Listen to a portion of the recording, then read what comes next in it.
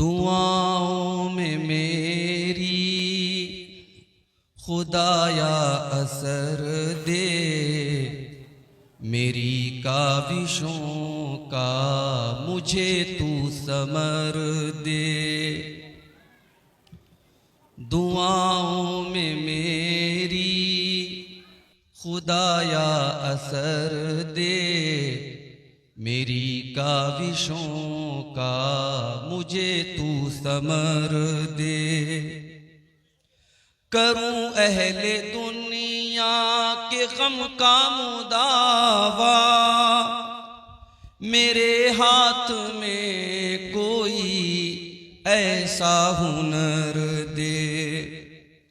भटकता फिरा हूँ मैं मंजिल की खातिर, जो फलदार हो कोई ऐसा शजर दे।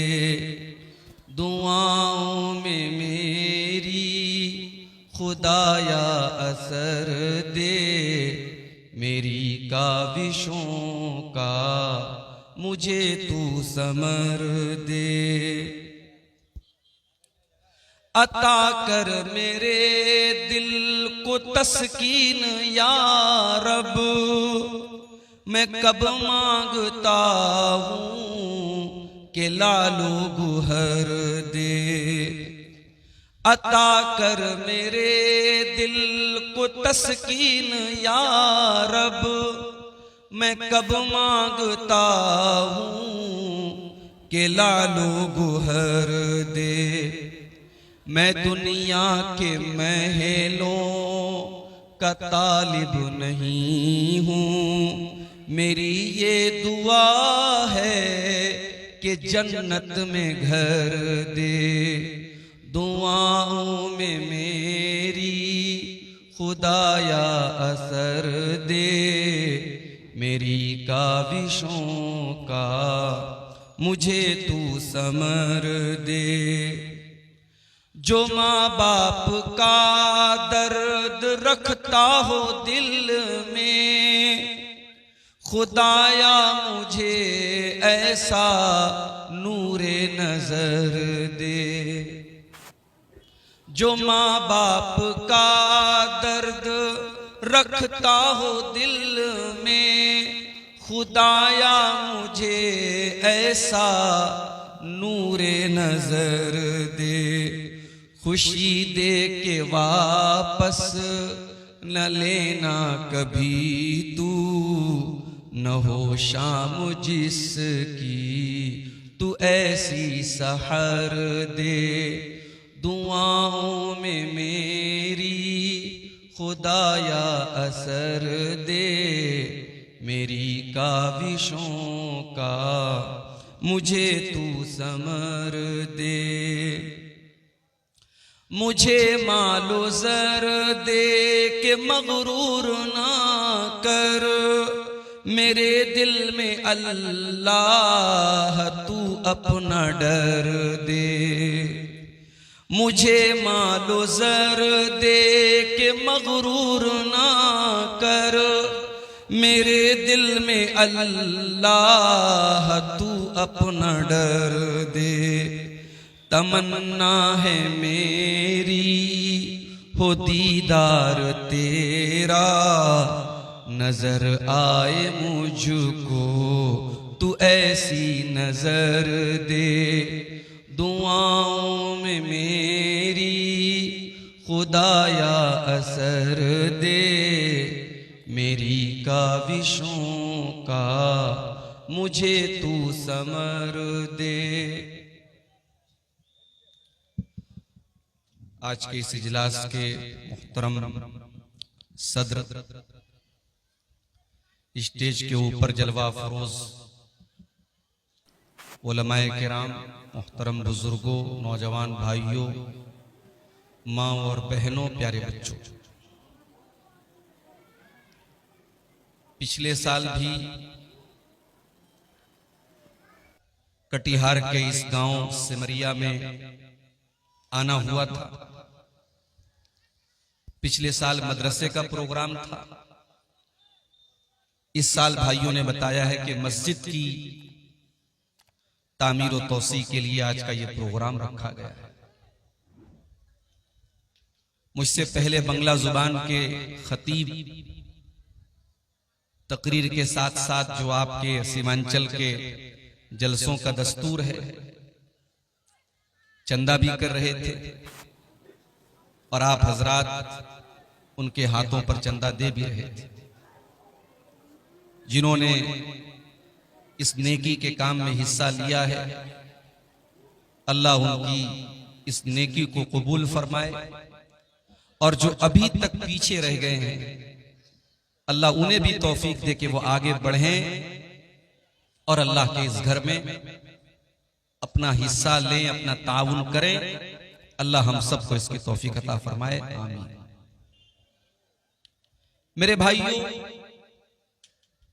इंसान के जीवन में, इंसान की जिंदगी में बहुत सारे स्टेज आते हैं, बहुत सारे दौर आते हैं।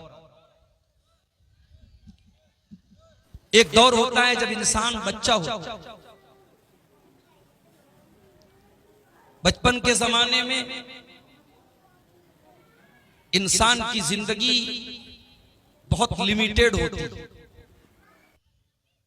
आप देखते होंगे हम बच्चों को खिलौना दे देते हैं, बच्चा खेलता रहता है, जितनी देर जाग रहा है खेल रहा है, उसकी जिंदगी में कोई टेंशन नहीं है। क्या खाना है, कब खाना है, कितना कमाना है, कोई टेंशन नहीं। एक दौर वो होता है। फिर बच्चा थोड़ा बड़ा होता है, स्कूल जाने लगता है। अब उसकी जिंदगी में एक टेंशन बढ़ गई कि साहब मुझे स्कूल जाना है, पढ़ाई करना है। कभी कभी आप देखते हो, मेरी 6 साल की बच्ची है, कभी कभी सुबह स्कूल के लिए उठाओ तो कहती है नहीं पापा आज मैं स्कूल नहीं जाऊंगा, रोने लगती है। बच्चों को बड़ा पहाड़ लगता है, ये क्या टेंशन मेरी जिंदगी में आ गई, आराम से सो रहे थे, हमारे माँ बाप हमको उठा रहे। बच्चा स्कूल गया, पढ़ाई किया, घर आया, स्कूल से मदरसे से जो होमवर्क मिला वो किया, फिर खेल रहा है। अभी भी उसकी जिंदगी में कोई टेंशन नहीं है। न बीवी का डर है, न बीवी का खर्चा उठाना है, न बच्चों की जिम्मेदारी है, न कमाने की टेंशन है। बच्चा आजाद है, ज्यादा से ज्यादा पढ़ाई की टेंशन। बच्चा थोड़ा और बड़ा हुआ, 15 साल का हो गया, हम कह सकते हैं बालिग हो गया, एडल्ट हो गया, वयस्क हो गया। अब थोड़ा सा वो समझदार हो गया। अब उसे लगने लगा कि नहीं, मैं लड़का हूं तो मुझे जिंदगी में कुछ करना भी है। मेरे बाप मजदूरी कर रहे हैं, मेहनत कर रहे हैं, मुझे पढ़ा रहे हैं, मुझे भी कुछ उनका सपोर्ट करना है। बहुत सारे बच्चे 15-16 साल की उम्र में जिम्मेदारी भी उठाते हैं। लड़की बड़ी हुई, उसको दिमाग में ये बिठाया गया तू लड़की है, आज इस घर में, कल कहीं और जाना है तुझे, तेरे रिश्ते तलाश किए जा रहे, तेरी शादी हो जाएगी, तू किसी की बीवी बनेगी, किसी की बहू बनेगी। कल तक वो लड़की गुड्डी गुड्डा से खेलती थी, अब उसके दिमाग में टेंशन आ गई, यार अब ये शादी करना पड़ेगा। रिश्ता देखने के लिए औरतें आई, चाय नाश्ता दिया गया, रिश्ता देख के वापस गई, बोली लड़की थोड़ी सांवली है, नहीं चाहिए। पैदा करने वाला तो अल्लाह है। किसी को गोरा बनाया, किसी को सांवला बनाया, किसी को काला बनाया। भाई हमारे बस में तो नहीं है। माँ जब बच्चे को जन्म देती है तो माँ के बस में तो नहीं कि काले बच्चे को गोरा बना दे, लंबे को नाटा बना देगी, तो उसके बस में नहीं। लेकिन रिश्ते की औरतें आती हैं रिश्ता देखने, क्या कह के रिजेक्ट करती हैं, लड़की तो अच्छी है, थोड़ी सी नाक चिपटी, थोड़ा सा रंग दबा हुआ है। अब वो लड़की जो बेचारी सज करके संवर करके आई थी, मेकअप करके आई थी, चाय लेकर के आई थी रिश्ता देखने वाली औरतों के सामने, और वो जब रिजेक्ट कर देते थे, तो ये जो रिजेक्ट हो जाने का जो असर है वो लड़की के दिमाग में मायूसी पैदा करता है। बहुत सारी लड़कियां बीमार पड़ जाती हैं जब बार बार उनका रिश्ता लोग देखने आते हैं और रिजेक्ट करके जाते हैं।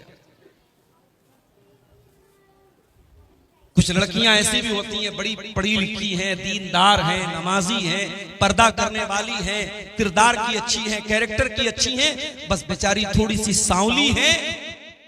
उनका रिश्ता जब बार बार रिजेक्ट होता है तो उनको तकलीफ होती है, उनको दर्द होता है कि हमें क्यों रिजेक्ट किया जाए। बहुत सारे केस में ऐसा भी होता है, रिश्ता पसंद आ जाता है, शादी हो जाती है। तो इंसान का बचपन अलग था, बचपन के बाद लड़कपन अलग था, लड़कपन के बाद जवानी अलग है, अब जवानी के बाद जब शादी हुई तब की जिंदगी अलग है। शादी हो गई, बच्चे पैदा हो गए, अब कल तक अकेला था, कोई जिम्मेदारी सर पे नहीं थी। शादी हो गई तो बीवी की जिम्मेदारी उसके ऊपर आ गई।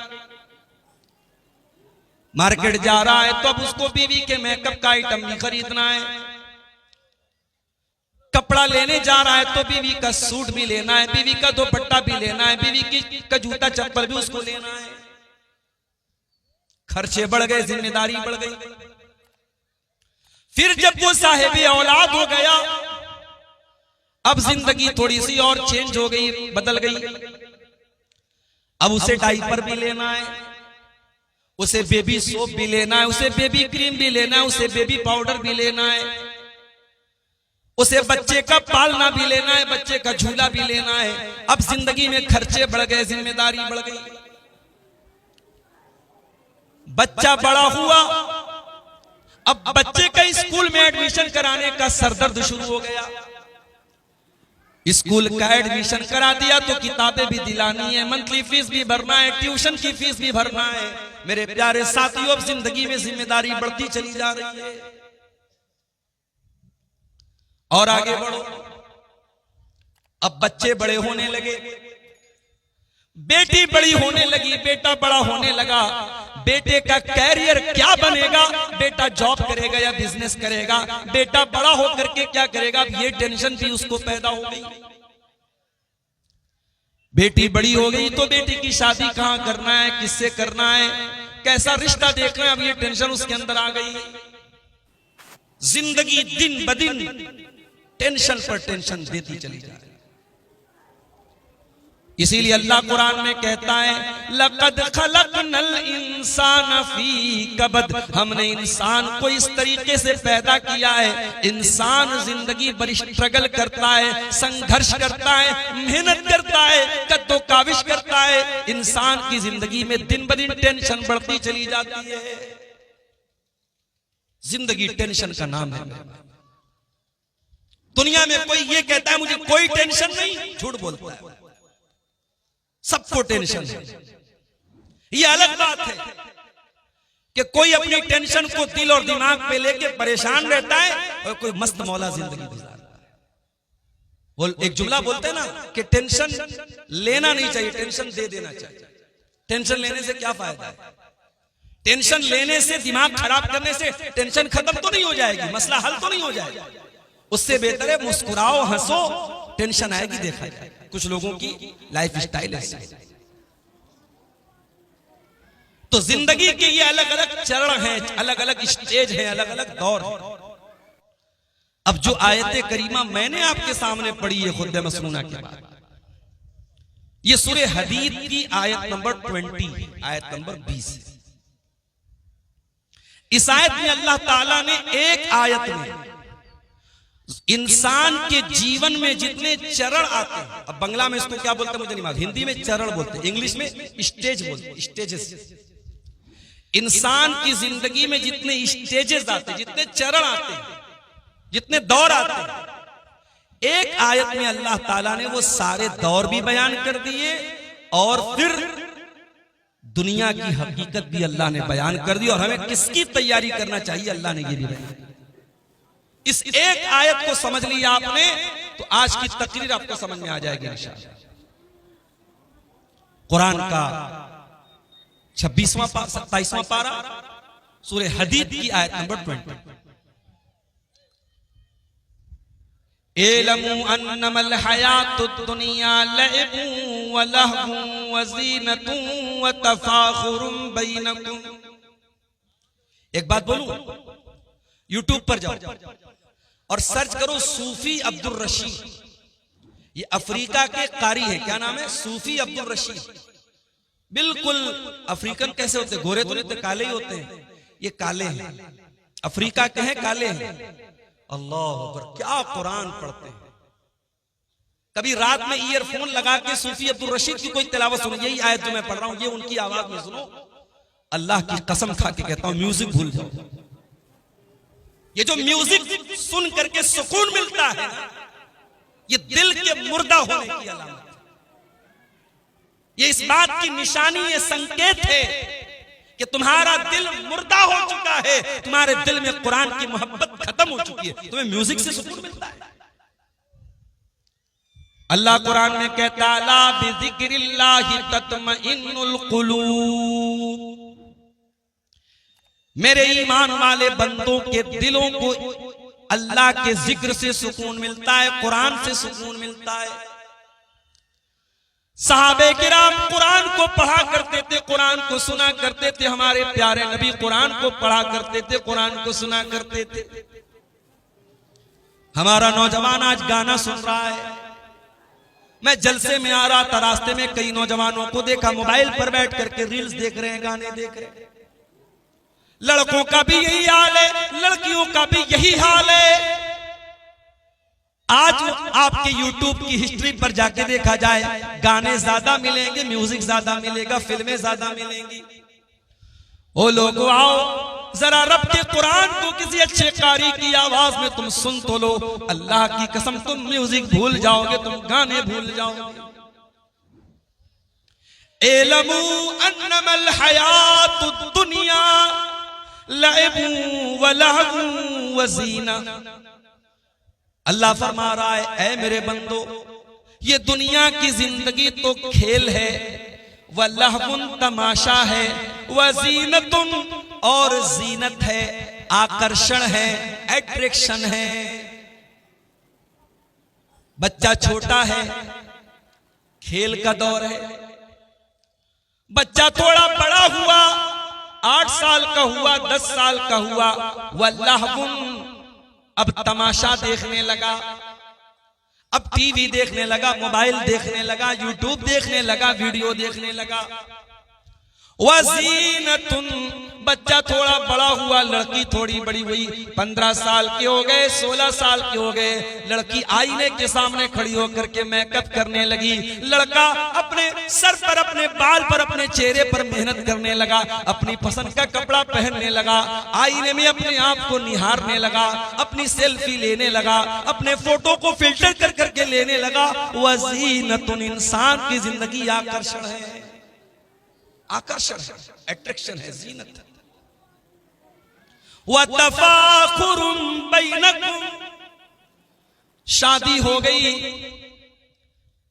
बिजनेस करने लगा। मेरे पड़ोसी ने 1 लाख की प्रॉपर्टी खरीदी, मैं 10 लाख की खरीद के दिखाऊंगा। मेरे दोस्त ने सरकारी नौकरी हासिल कर ली, मैं भी मेहनत करके सरकारी नौकरी हासिल करूंगा। 1 लाख रुपया उसकी सैलरी है, मैं 2 लाख रुपया महीना कमा करके दिखाऊंगा।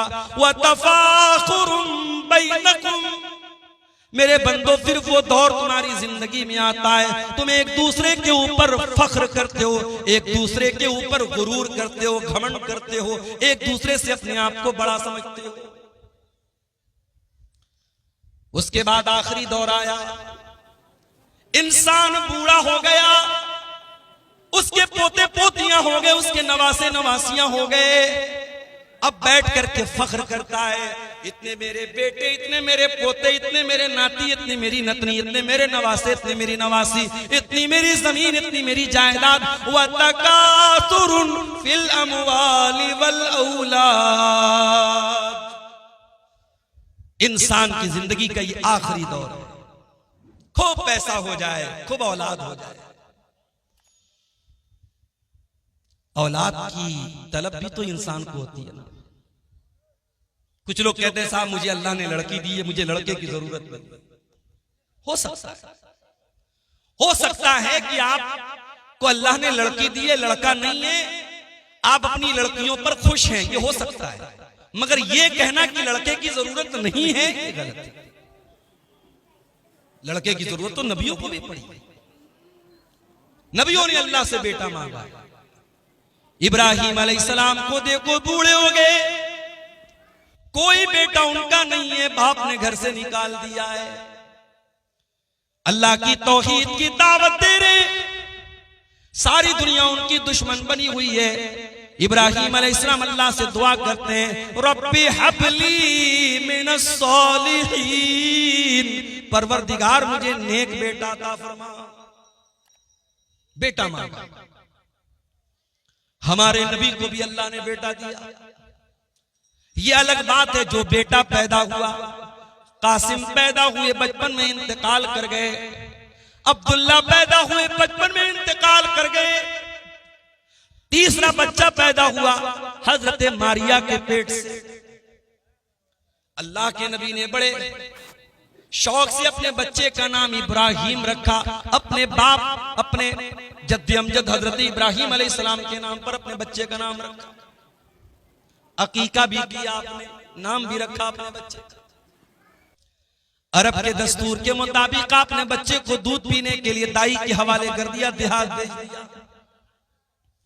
ये अलग बात है, अल्लाह ने मेरे नबी की तकदीर में ये भी लिखा था कि ऐ मेरे नबी, आपका कोई बेटा जवान नहीं हो पाएगा, जवान नहीं होना है किसी बच्चे। तीसरा बेटा पैदा हुआ इब्राहिम। जब ये बच्चा 1.5 साल का हुआ और देहात में एक आदमी के घर में रहता था, वहीं ये बच्चा दूध पीता था, वहीं रहता था। बच्चा बीमार हो गया। अल्लाह के नबी को बताया गया कि आपका बेटा बहुत बीमार है। आप सहाबे किराम को लेकर के पहुंचे, आपने बच्चे को गोद में लिया। आप अल्लाह के नबी हैं, आखिरी नबी हैं। आपसे मजबूत कलेजा किसका हो सकता है, आपसे मजबूत दिल किसका हो सकता है। मगर औलाद की मोहब्बत तो मेरे नबी के सीने में भी मौजूद थी। आपने देखा मेरा इकलौता बेटा आखिरी सांसें ले रहा है, दम तोड़ रहा है। अल्लाह के प्यारे नबी की आंखों से आंसू जारी हो जाते हैं, आपकी आंखों से आंसू गिरने लगते हैं। और सहाबे किराम अपने नबी को रोता हुआ देख करके कहते हैं, अल्लाह के नबी, ये हम क्या देख रहे हैं, आप रो रहे हैं, आपकी आंखों से आंसू बह रहे हैं। आप फरमाते, हाज़िही रहमतुन जअलहल्लाहु फी कुलूबि इबादिही। ऐ मेरे सहाबा, ये आंसू मुहम्मदुर रसूलुल्लाह के आंसू नहीं है, ये इब्राहिम के अब्बा के आंसू हैं, ये इब्राहिम के बाप के आंसू हैं। ये एक बाप के आंसू हैं जो मोहब्बत में अपने बेटे की जुदाई में निकल रहे हैं। ये एक बाप के दिल से निकले हुए दर्द के आंसू रो रहे हैं।